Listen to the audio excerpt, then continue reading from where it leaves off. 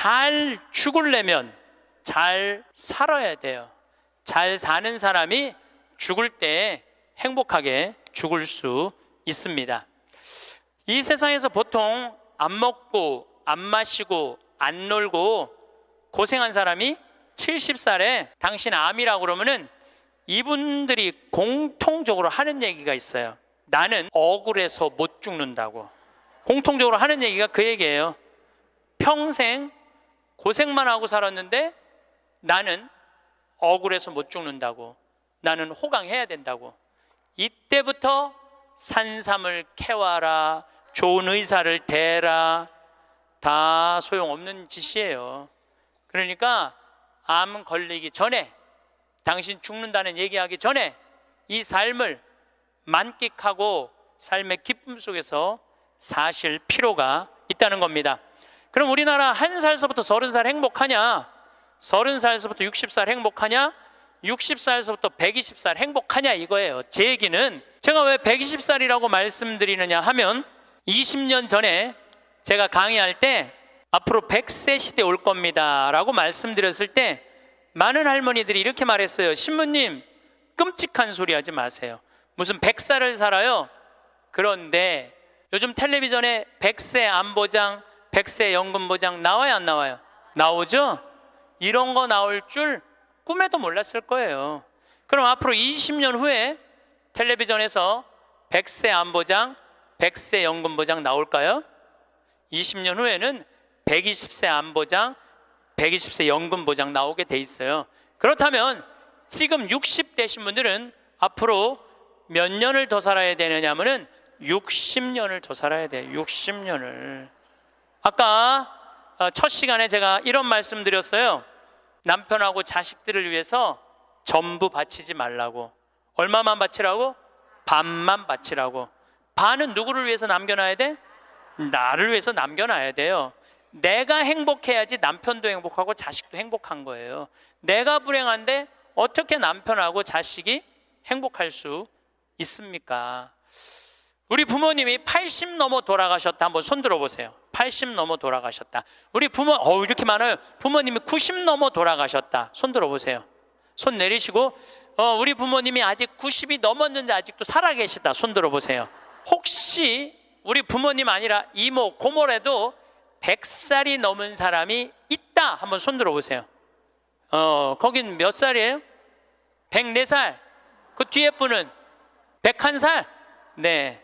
보통 제가 이렇게 강의할 때 2분 정도 100살 넘은 부모님 있다고 얘기를 해요. 2분 정도. 무슨 얘기냐면은 지금 한국에 100살 넘은 사람이 몇 명이냐면 2만 명이에요. 2만 명. 100살 넘은 사람이, 아니 옆에 아무나 100살 넘은 사람이 있으니까 2만 명이 넘어요. 그럼 앞으로 20년 후에는 내가 보기엔 20만 명 훨씬 넘어요. 여기 그 대상자들 전부 앉아 있는 거예요. 그러면은 1살서부터 30살 행복하냐? 1살서부터 30살은 뭐 해야 되는 나이냐면은 엄마 아빠, 중요한 건 친구들하고 먹고 마시고 놀아야 되는 나이예요. 여러분들, 사람이 되려면 책상 안에서 공부를 해야지 사람이 되는 게 아니에요. 사람이 되려면은 친구들하고 어우러져서 뛰어놀아야지 사람이 돼요. 엄마 아빠랑 그 정을 느끼면서 뜨거운 어머니의 사랑, 아버지의 사랑을 느끼고 살아야지 사람이 되는 거예요.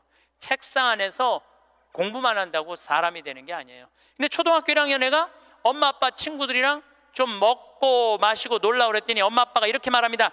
이놈의 새끼야, 네가 지금 먹고 마시고 놀 시간이 어디 있어? 공부해야지. 초등학교 1학년 애가. 제가 한동안 영어학원을 다녔어요. 잠비아 이제 가느냐고.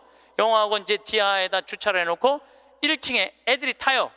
애들이 타면 초등학교 애들이 타는 거죠. 영어학원 온다고 타는데 요만한 애가 가방을 2개를 메요. 앞에 하나, 뒤에 하나. 내가 물어봐요. 너 몇 학년이냐? 초등학교 1학년요. 그래요. 이거 가방을 왜 2개냐? 이거 학교 가방, 이거 학원 가방. 딱 그래 애들이. 요즘 애들 중에 내가 너무 놀란 애들이 있어. 들어올 때 보면은 가방 안 메고 와요. 여행용 캐리어를 끌고 들어와. 여행용 캐리어를 끌고 다니는 애도 있어요.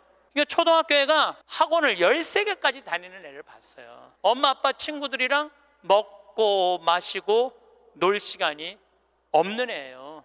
중학교 올라가면은요, 중학교 올라가면은 자율학습 해야지, 보충학습 해야지, 학원 다녀야지.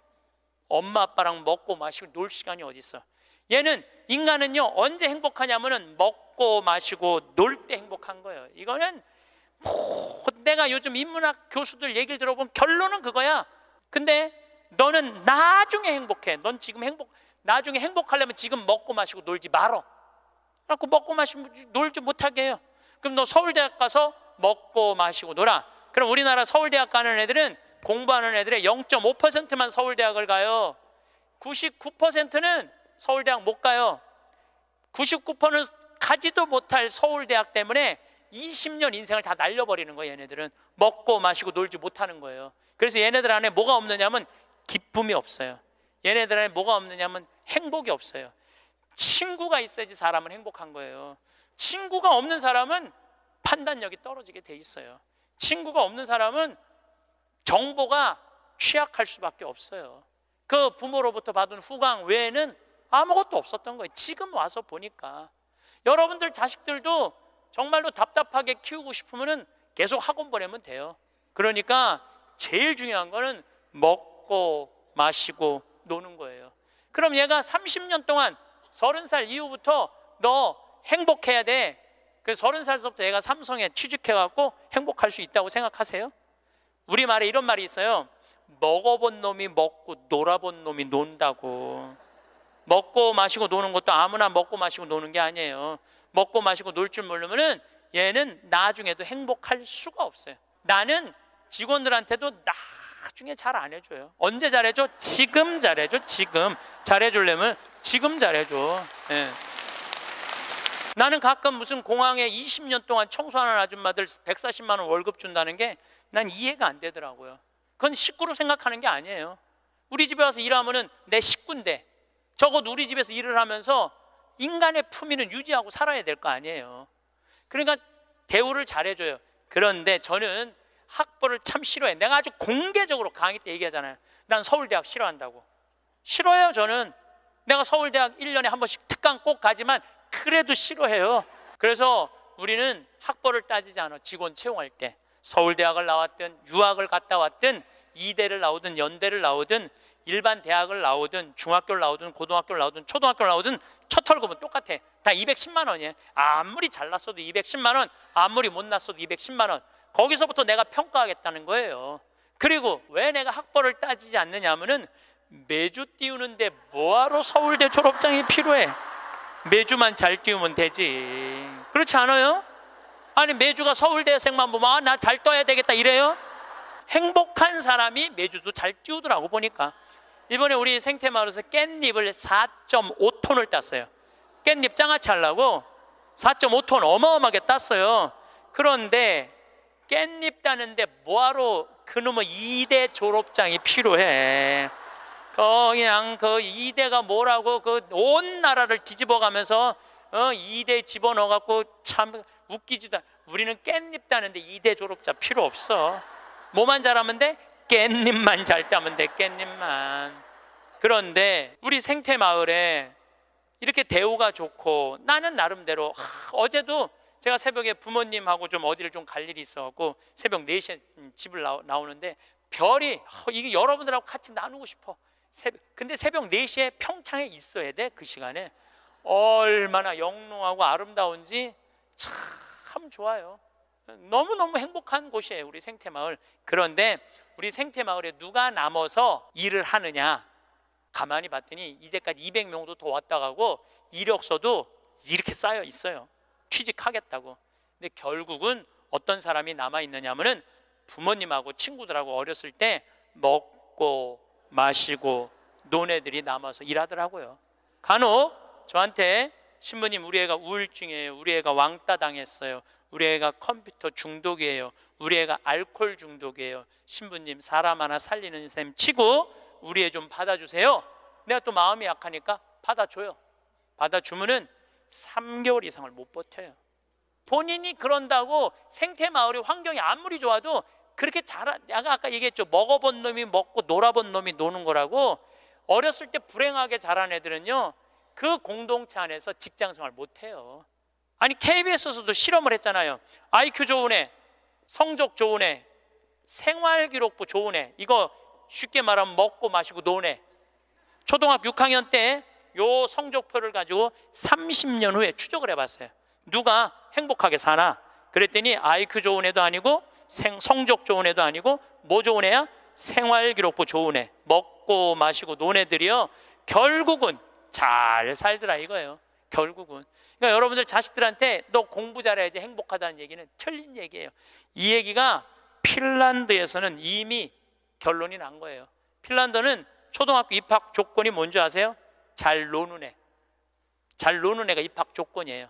이제 학생들 뽑으려고 전부 다 애들이 와 있잖아요. 근데 놀이시설을 딱 놀게 해요. 근데 한 애가 안 놀아. 그럼 부모 불러갖고 뭐라고 그러는지 알아요?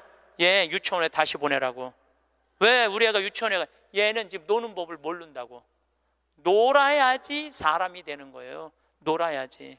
근데 우리는 먹고 마시고 노는 일을 아주 우습게 보는 거예요. 우리나라가 독일보다 4개월을 일을 더 해요. 4개월을 일을 더 하고 미국보다 3개월을 더 일을 해요. 1년에. 그런데 우리가 독일보다 잘 살아요? 미국보다 잘 살아요? 그렇게 뼈 빠지게 일을 하는데도 일한다고 돈 버는 게 아니에요. 제가 아주 재미난 일이 있었어요. 신나는 일이죠. 잠비아에 이제 우리 치과 의사들이 입원해서 1,400명 환자를 봤어요. 안과 의사 2분, 치과 의사 9분이 환자를 1,400명을 봤어요. 일주일에. 어마어마하게 환자를 봤죠. 근데 이제 그 의사 4년째 나 따라다니는 의사가 나 가기 전에는 맨날 신부님 나 비행기에서 떨어져서 죽었으면 좋겠어요. 차가 와서 쳐서 죽었으면 좋겠어. 그랬던 의사예요. 근데 잠비아 봉사활동 가면서부터 사는 게 즐거운 거야. 내 걸 나누니까 자기 존재의 의미가 있는 거예요. 근데 이 의사가 돈을 많이 버는 의사예요. 그런데 왜 죽고 싶으냐? 건물은 큰 걸 사놓고 그 빚을 해대느냐고. 화장실 가는 게 아까웠고 물을 안 마셔. 오줌 누는 시간이 아까웠고 진료 시간이. 그러니까 사는 게 즐겁지 않은 거죠. 여러분들 인생에 정말 힘든 게 뭔지 아세요? 확장 이전이에요. 여러분들 괜히 아파트 20평에서 40평 넓혀가는 거, 장사 잘 되는 가게 10평에서 40평 넓혀가는 거 다 고통의 시작이야. 그냥 있는 데서 살아요. 뭐하러 확장 이전을 해. 행복하지 않았던 거야. 근데 잠비아를 떠나면서부터 사는 게 즐겁기 시작한 거야. 그리고 내가 얘기했어요. 인생은 화장실도 안 가고 진료하는 게 인생이 아니야. 먹고 마시고 노는 게 인생이야. 제발 먹고 마시고 놀아. 그랬더니 그때부터 먹고 마시고 놀기 시작하는 거예요. 일주일에 이틀 과감하게 놀고 1년에 성지순례 10일 나 따라가고 뭐 성지순례 뭐 다른 데 또 가고 뭐 호주 의사들 같이 여행 다니고 1년에 40일을 놀아요. 40일을 무지하게 노는 거예요. 그러니까 그 조카가 이제 군대 갔다 와서 아르바이트 하면서 그렇게 노니까 이모한테 그렇게 물어보더래요. 이모, 이 치과 월급은 나오는 거야? 이렇게 물어보더래요. 그런데 내가 물어봤어요. 그렇게 먹고 마시고 놀면서 진료할 때랑 화장실도 안 가고 진료할 때랑 어느 때 돈을 더 많이 버느냐? 그랬더니 요즘이 훨씬 많이 번대요. 그리고 세무서에서 연락 왔대요. 돈이 너무 많이 벌려갖고 세무조사 나올 테니까 직원들하고 또 어디 놀러 가라고. 그래서 이제 다음 달에 어디 정동진인가 직원들 데리고 놀러 간대요. 여러분들 집에서 청승 떨고 아무것도 안 마시고 지립대 일만 한다고 돈이 벌려지는 게 아니에요. 먹고 마시고 놀 때 돈도 많이 벌리는 거예요. 우리 생태마을 요즘 다 망한다고 그러잖아요. 우리 생태마을은 작년에 매출액이 45억이었는데 올해 50억이야. 50억. 얼마나 뭐 청국장, 가루, 깻잎 많이 팔리는지 몰라요. 하루에 2천만 원씩 팔려. 하루에 2천만 원씩. 요즘 내가 사장인데 내가 사장이 뭐 할 것 같아? 맨날 먹고 마시고 노는 거야. 직원들 줄 거 다 주고 아끼지 않아요. 줄 거 다 주고. 그리고 이제 하도 이제 우리 신자가 아니라 비신자들이 물건을 많이 사니까 이제 사업자 등록을 해서 세금도 내요. 제가 세금을 내는데 1년에 2억 정도 세금이 나가요. 많이 나가요. 세금이. 그리고 우리 국장이 신부님 세금이 너무 많이 나가는데 현금은 신고하지 않아도 된다는 거예요. 그런 게 어디 있어? 현금도 다 신고해. 현금도 다 한 푼도 빼지 말고 다 신고. 내가 신부로 사는데 왜 머리 복잡하게 살아? 그냥 있는 대로 보고하고 다 살아. 내가 세금 2억 내면은 국가가 그거 갖고 어려운 사람 도와주고 나라 돌아가는 거지. 그걸 그냥 이렇게 감추고 저렇게 감추다가 내가 가끔 우리 이제 세금 다 내요. 그래서 세금이 부담스럽더라고요. 다 한 달에 거의 2천만 원씩 세금이 나가니까. 그런데 텔레비전을 보면은 그 세금 떼어먹는다고, 탈세한다고 대기업 총수들이 막 마스크 쓰고 막 휠체어 막 타고 막 침대에 누워서 막 들어왔다 나갔다 하는 거 보면서 내가 텔레비 보면서 한마디 해요. 내가 뭐라고 그러냐면 내고 살지. 아유, 내가 이렇게 말해요. 내고 살면 되지. 뭘 그렇게 돈이 많은데 그걸 그냥 돈을 아낀다고 나라 돈 빼먹어가면서 어려운 사람 나눠주는 거 빼먹어가면서 세금 내는 것도 내가 보기엔 자선이에요. 세금 내는 것도 국가가 잘 집행해야 되겠지만은 뭐 K 뭐 미르 이건 악다군이에요. 그 돈 없는 기업들한테 그 돈 뺏어가는 건 그건 악다군이 아니에요. 그 돈 갖고 직원들한테 저기 막 보너스나 주고 여행이나 보내주지. 그럼 대한민국이 밝을 텐데 요즘 국회가 참 많이 싸우죠. 지치지도 않고 싸워. 내가 보기엔 야 어떻게 뭐 김정은이 지치지도 않고 핵시설 실험하듯이 우리나라 국회의원들도 지치지도 않고 싸워. 초등학교 교육제도가 노는 걸로 바뀌는 거. 여러분들 우리는 자녀들한테 행복을 가르쳐야 돼. 자녀들한테. 근데 우리는 공부를 가르치고 있어. 애들한테 이 세상에 와갖고 행복한 걸 가르쳐야 되는데 공부를 가르치고 있어요. 이거 좀 생각해봐야 될 문제예요. 나는 자식들한테 행복을 가르쳤나 공부를 가르쳤나 한번 생각해봐요. 뭘 가르쳤어요? 공부 가르치지 않았어요? 행복을 가르쳐야죠. 왜 공부를 가르쳐요?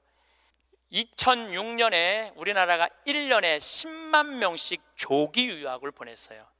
2006년에 그때 조기 유학 분불었어요. 얘네들이 딱 10년 지났어요. 결론이 나와 있어요. 지금 조기 유학 다 실패했어요. 90%가 다 실패했어요. 그러면은 초등학교 4학년, 5학년 애가 조기 유학을 떠나. 그러면 미국에 가면은요 여권 심사대에서 막 영어로 막 물어봐요. 너 여기 왜 왔냐? 며칠 머무를 거냐? 뭐 때문에 왔느냐? 막 물어봐요. 그것도 한국말로 물어봐요? 영어로 물어봐요. 그럼 초등학교 4학년 애가 당황스러울 것 같아요? 안 당황스러울 것 같아요? 당황스럽죠. 그리고 미국에 딱 가갖고 수업을 하면은요 아무리 한국에서 영어 공부 열심히 잘해도 못 알아들어요. 얼마 동안? 1년 동안 못 알아들어. 걔가 무슨 죄를 졌다고 1년 동안 말도 못 알아듣는 데서 고생을 해야 돼? 그리고 여러분들 인종차별 여러분들은 잘 모르지만은 저는 정말로 외국을 많이 다니면서 확실하게 인종차별 느껴요. 신부인 난데도 아주 농담하는 애들 많아요. 너 뭐하러 혼자 사느냐? 막 하느님이 네 뭐 애인이냐? 막 이래가면서 웃기지도 않게 인종차별해요 걔네들이. 그럼 초등학교 4학년 애가 그 인종차별을 다 겪는 거야. 그러면 한국에서 걔한테 유학 한번 보내려고 그러면 9.11 테러 이후부터 미국은 외국인을 공립학교에 받아들이지 않아요. 다 어디에 들어가야 되냐면 사립학교에 가야 돼. 사립학교는 중학교 고등학교 1년에 4천만 원 5천만 원이에요. 등록금이 1년에요. 1년에 4천만 원 5천만 원이에요. 3년에 5천만 원이 아니고 기숙사비 3천만 원이에요. 방학이 4번인데 거기 못 있어요. 부모 없으면은 한국에 들어왔다 나갔다 해야 돼. 그러면 얘는 혼자 간 애는 계속 들어왔다 나갔다 해야 돼요. 그럼 비행기 값 1,000만 원이야. 그럼 1억이 나가야 돼요. 유학 보내면은. 그럼 우리나라 대기업 연봉 1억이거든요. 1억이면은요 아버지는 아무것도 안 쓰고 얘한테 다 보내야 돼. 아버지는 아무것도 안, 아버지도 먹고 마시고 놀아야 되는 사람인데 그걸 못 하는 거예요. 그러니까 자식하고 마누라 보내면은요 더 아무것도 못 해. 그러니까 친구들도 하루 이틀 같이 놀아주는 거지. 저녁 같이 술도 못 먹자고 그래요. 내가 기러기 아빠들이랑 술 많이 먹었어 옛날에. 먹어보면 그 얘기를 하면 정말로 가슴이 아파요. 그러면은 하루 이틀 그러다가 이제 혼자 술집에 가는 거야. 혼자 술집에 뭐 장미 뭐 이런 데 가면은 그 아가씨가 아유 사장님 외로워 보여 이렇게 말하면은 내 마음을 알아주는 여자는 이 여자밖에 없구나. 그래서 뭐해? 사랑에 빠지는 거예요. 그걸 남들은 바람 핀다고 그러지. 그래서 바람 피는 거예요. 혼자 외로우니까. 인간은 어쩔 수가 없거든요. 그 시간에 집에 들어가고 아이하고 아내하고 해주는 거 맛있게 먹고 마시고 놀았으면 그 사람 바람 안 폈을 거예요. 대기업의 부장 정도 올라갈 사람이면 열심히 산 사람이니까. 그렇죠? 그러면은 애는 학교 가갖고 언어 안 돼, 인종차별 당해. 엄마는 또 미국 가갖고 애 학교 가면은 심심하잖아요. 거기서 또 놀고 있는 또 멀쩡하게 생긴 남자하고 또 외로우시겠어요 사모님. 그럼 거기서 또 이제 또 바람 피고 아빠는 한국에서 바람 피고 엄마는 미국 가서 바람 피고 애는 인종차별 언어에 갖고 정신 우울증에 걸리고 그런 일이 벌어진다니까요. 한두 집이 아니라니까요. 뭐를 위해서 애를 유학을 보낸 거예요? 뭐를 위해서? 다 집안 풍비박산 만들어 놓고. 그러니까 애한테 공부를 가르치면 안 된다니까요. 행복을 가르쳐야 돼요. 우리가 뭐를 해서 행복한지. 그래서 10년 동안 간 애들 중에 정말로 한국에도 아니고 미국에도 아닌 애들 많아요. 이건 아무것도 아니야. 대학 졸업하고 유학을 가면요, 얘 심지라도 있어요. 대학 졸업해서 유학 가는 애들. 근데 초등학교 중학교 때 가는 애들은 심지도 없는 애들이야. 내가 한국인지 미국인지 구분도 안 되는 애들이야. 그래갖고 적응 안 되면은 중학교에 가면은 유학 온 한국 애들, 말 안 통하는 영어 안 되는 애들끼리 모여요. 모여서 노래방 가고 한국 드라마 보고 술 먹고 담배 피고, 고등학교 올라가면 마약해요. 마약하면 또 걸리면 감옥에 갔다 왔다 하고. 정말로 이 아이의 출세를 위해서, 이 아이의 미래를 위해서 유학을 보냈는데 아버지도 바람피고 엄마도 바람피고 애는 마약하고. 이런 집이 한두 집이 아니라니까요. 너무너무 많은 거예요. 이런 집이 성공하는 비율은 10%밖에 안 된대요. 10%밖에. 그러니까 90%는 다 망가지는 거야. 그래갖고 이제 한국에 돌아오면은 집안이 완전히 망가진 거야. 애는 집에서 나가지도 않고. 왜냐하면 유학이라는 건 갔다 왔는데 대학을 졸업한 것도 아니고 한국에서 취직되는 것도 아니고, 그러니까 아무것도 못하는 거야. 그래서 나한테 와서 신부님, 얘 좀 고쳐달라는 거야. 자기가 10년 동안 망가뜨려 놓고 나한테 1시간 만에 고쳐달라는 거야. 아, 내 안수하면 손에서 아무것도 안 나오는데 뭘로 고쳐 내가. 그런데 이제는 1년에 10만 명씩 가던 게 이제 3만 명밖에 안 가요. 왜? 실패한 게 결론이 났으니까. 나는 그러지 말자는 거예요. 그 1년에 1억씩 유학비 보낼 돈이 있으면 그 돈 갖고 한국에서 엄마 아빠 자식이랑 행복하게 먹고 마시고 놀으라는 거예요. 그럼 이 집은 깨지지도 않고 애는 아주 건강하게 자랄 거예요. 우리가 아주 중요한 거를 놓치고 있는 거예요. 별거 없어. 인생이 뭐 그렇게 복잡해? 그리고 여러분들 출세, 그것도 해봐야. 난 텔레비전 보면서 출세하는 거 한맛도 안 부러워요. 자, 그렇다면은 30살에서부터 60살은 행복하냐? 대한민국에. 자, 이 30살에서부터 60살은 저는 인생의 황금기라고 생각해요. 여러분들, 여행은 가슴이 떨릴 때 가야지 다리가 떨릴 때 가면 안 된다니까요. 근데 이때 가야 될 때야.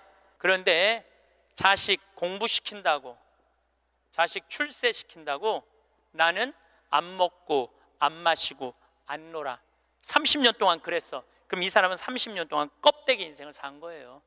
자기 인생 산 거 아니에요. 자식만을 위해서 살았다고. 나는 자식 하나 잘 되면은 엄마의 기쁨이라고 그러는데, 그것도 옛날에 45, 46까지 살 때 얘기예요. 이제 여러분들 120살 살면은요, 자식이 90이 돼버려요. 그 자식 출세하는 거 여러분들 행복하고는 아무 상관이 없어요. 70살, 80살 된 자식하고 90살, 100살 된 여러분들하고 아무 상관이 없어요. 어떤 아버지가 딸을 공부를 잘 가르쳐놨어. 서울대학을 졸업하고 삼성에 취직을 했어. 근데 이 딸이 잘난 척하고 남자 알기를 우습게 알고 시집을 한 거고 혼자 사는 거야. 아버지는 딸이 시집 가갖고 손자도 좀 안겨주고 좋은데 시집 가갖고 자기 호강도 시켜주기를 바랬는데 이게 혼자 사는 거예요. 설날 왔어 딸이. 그래서 아버지가 한마디 해요. 너 뭐가 부족해서 시집 안 가고 혼자 살고 있느냐고. 제발 시집 좀 가라고. 네가 학벌이 부족하냐, 미모가 부족하냐, 뭐가 부족한데 시집을 안 가냐고. 그랬더니 딸이 아버지를 보고 한다는 소리가, 아버지 답답한 소리 하지 말라고. 요즘 시집 가는 게 얼마나 힘든 줄 알아요? 뭐가 힘들어? 넌 부족한 거 없어. 다 갈 수 있어. 그랬더니 아버지 한심한 소리 하지 말라고. 아버지 대통령도 못 간 시집을 내가 어떻게 가?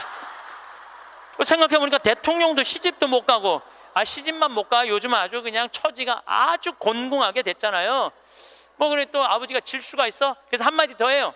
그래? 그렇다면은 네가 그렇게 시집 안 가고 혼자 살 거면 너도 대통령이라도 좀 해보라고. 아버지도 좀 최순실처럼 호강 좀 해보게. 그랬더니 딸이 아버지 보고 한심한 눈으로 쳐봐도 한마디 더 해요. 아버지 답답한 소리 하지 말라고. 뭐가 답답한 소리야? 아버지가 대통령을 했어야지 나도 해볼 거 아니냐고. 자식을 대통령 만들고 싶으면요, 여러분들이 먼저 대통령이 돼야 돼요. 자식을 출세시키고 싶으면 여러분들이 먼저 출세해야 돼요. 자식을 철들게 키우고 싶으면 누가 먼저 철이 들어야 돼? 여러분들이 먼저 철이 들어야 돼. 그런데 여러분들이 30살서부터 60살까지 자식 출세만 바란다고 빈 껍데기로 30년을 살았어. 근데 여러분들이 철이 들 것 같아요? 지금 대한민국에 30살서부터 60살 철든 사람이 얼마나 있을 것 같아요?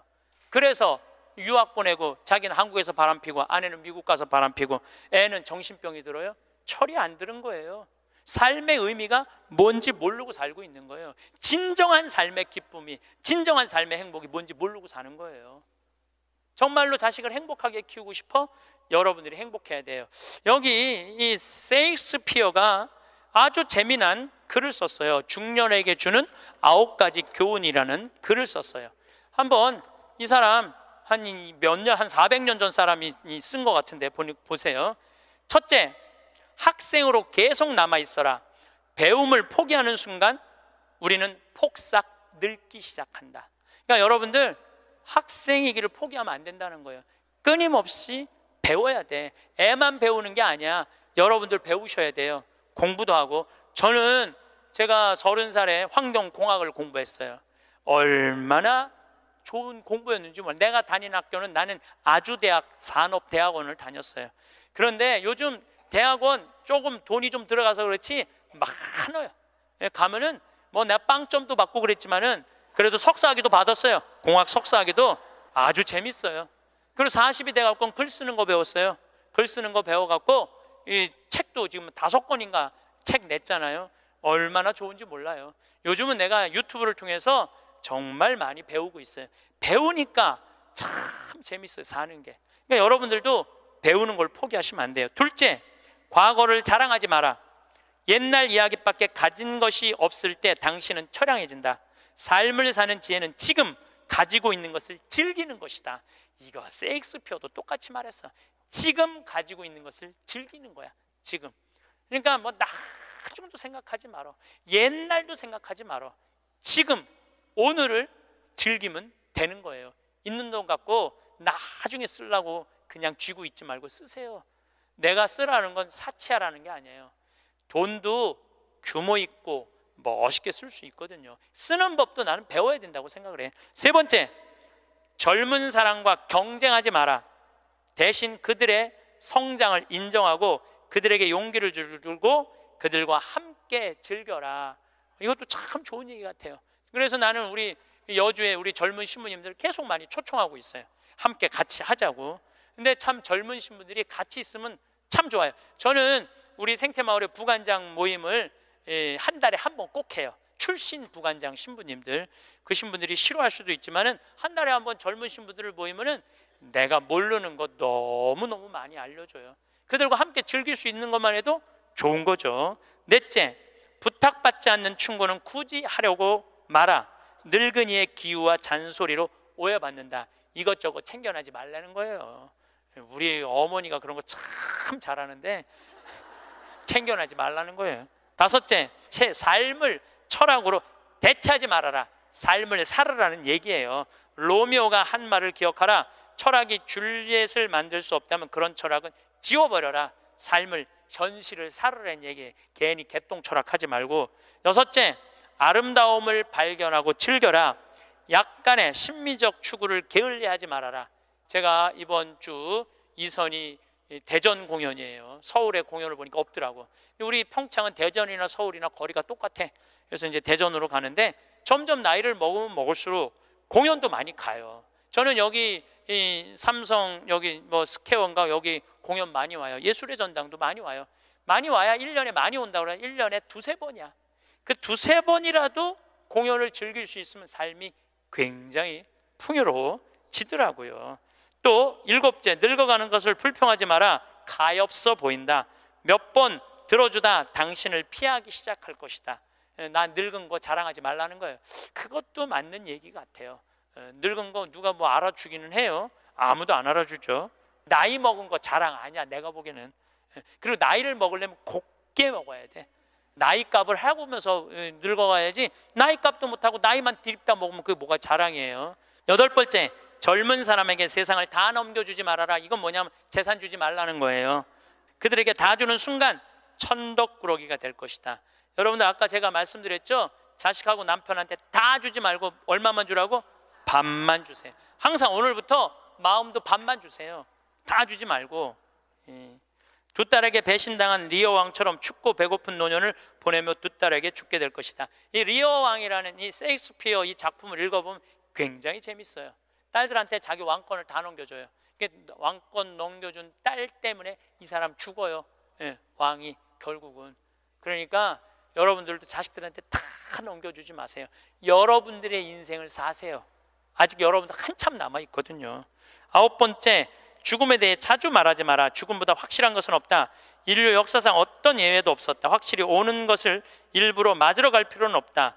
삶을 탐닉해라. 그때까지 삶을 먹고 마시고 즐겨라, 이 얘기예요. 먹고 마시고 즐겨라. 우리는 살기 위해 여기에 왔노라. 즐겁게 살라고 여기에 온 거란 얘기예요. 그러니까 이 30부터 60까지 여러분들은 나는 자식을 위해서 아무것도 안 한다, 이런 생각하지 말라는 거예요. 내 삶을 살아가라는 거예요. 그러면 60살서부터 120살은 행복하냐? 60살서부터 120살 나는 자식한테 바라는 거 하나도 없어. 나는 보상 심리가 없어. 이거 다 거짓말이에요. 자식한테 왜 바라는 게 없어요? 얼마나 많이 바라는데요. 자식이 용돈 안 갖다 주고 전화 안 하고 찾아오지 않으면 섭섭하다고 얘기합니다. 여기 있는 분들 다 그렇게 얘기해요. 얘기 안 하는 분들 거의 없다고 보면 돼요. 그런데 여러분들 60살서부터 120살까지 어떻게 자식이 60년 동안 효도를 할 수가 있어요? 그게 가능하다고 얘기 들어, 그런 생각 드세요?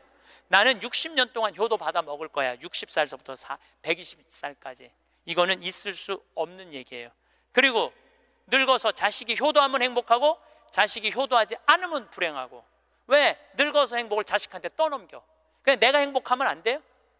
왜 자식한테 그걸 힘든 걸 넘겨요? 그리고 여러분들 자식들 중에 여러분들 집에 태어나고 싶어서 태어난 놈은 한 놈도 없어요. 여러분들이 좋아서 난 거지. 그러니까 뭘로 끝내야 되냐면 키운 걸로 끝내야 돼. 그런데 보상 심리가 있어요. 내 자식이 의사야. 그러면 내 주머니에 돈이 1,000만 원 있어도 이 할머니 절대 너 돈으로 가서 안 사 먹어. 뭐라고 그러냐면, 왜 내가 내 돈 주고 사 먹어? 잘난 의사 있는데. 나는 의사 아들이 와서 사줄 때까지 나는 기다릴 거야. 기다려. 1년이고 2년이고 기다려. 의사 아들이 와서 사줄 때까지.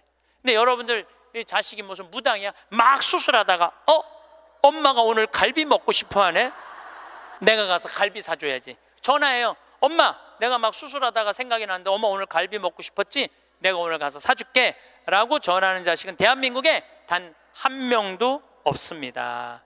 지금 70, 80 된 나 갈비 먹고 싶은 거 누구만 알아? 나만 알아요. 여러분들 이걸 아셔야 돼요. 여러분들은 자식 생각밖에 없지만 자식은 여러분들 생각 없어요. 그건 확실합니다. 왜냐면 이게 실험의 결과가 나왔어요. 어떤 실험을 했느냐면 요즘은 사랑의 감정을 촬영할 수 있대요. 그래갖고 할머니들한테 젊은 자식들 사진을 보여주고 뇌파 촬영을 해보니까 막 그냥 뇌파가 난리도 아니라는 거예요. 자식 사랑의 감정, 잘된 자식은 좋아갖고 막 난리고 못된 자식은 그게 안타까워갖고 막 난리가 아니라는 거예요. 그러니까 여러분들은 지금 자식 보면은 뇌가 막 진동을 해, 사랑의 감정이. 그런데 자식한테 늙은 엄마 사진을 보여주고 뇌파 촬영을 해보니까 아무 반응이 안 일어나는데, 내가 이거 KBS에서 봐서, KBS에서 의사들이 실험하는 거를. 그러니까 여러분들은 자식 생각하는 거하고 자식이 여러분들 생각하는 거하고는 이건 차원이 달라요. 차원이 정말 생각 없어요. 저도 어머니 아버지 86, 84살이에요 그런데 내가 막 신부됐을 때 어머니 60이었을 때 어머니가 그랬어. 늙으면 죽어야 된다고. 그때 이제 효도할 때가 됐는데 죽으면 안 되지. 그래갖고 어머니 아버지 모시고 파리, 로마, 이스라엘, 베이징, 우리나라 금강산, 백두산, 우리나라 좋다는 데 온천 다 모시고 다녔어요. 왜 모시고 다녔느냐 하면 죽는다니까. 빨리 보여줘야 될 거 아니야, 죽기 전에 5년 동안. 근데 요즘은 어머니가 늙으면 죽어야 돼 그 소리 하면 막 화가 나요. 왜 화가 나냐면 그 얘기한 지 24년이 지났어. 24년 죽을 기미가 안 보여요. 요즘 어떻게 잘 드셔서 그런지 완전히 얼굴이 새색시 같아. 새색시. 얼마나 이쁜지 몰라. 그러니 죽겠어요? 안 죽어요. 그럼 24년을 내가 효도를 할 것 같아요? 5년 하고 끝났어요. 나도 5년 하고. 요즘은 나 강의 막 다니다 보면 한 달 동안 한 번도 생각 안 할 때 있어요. 근데 어머니는 아침에 일어나고 제일 먼저 나 위해서 묵주기도 20단 한대요. 하루 종일 아들 생각하는 거지. 집에 가보면 온통 내 사진이야. 그냥 온통 내 사진. 그런데 놀라운 건 우리 사제관은 어머니 아버지 사진 하나도 없어요. 그런데 나만 그렇겠어요?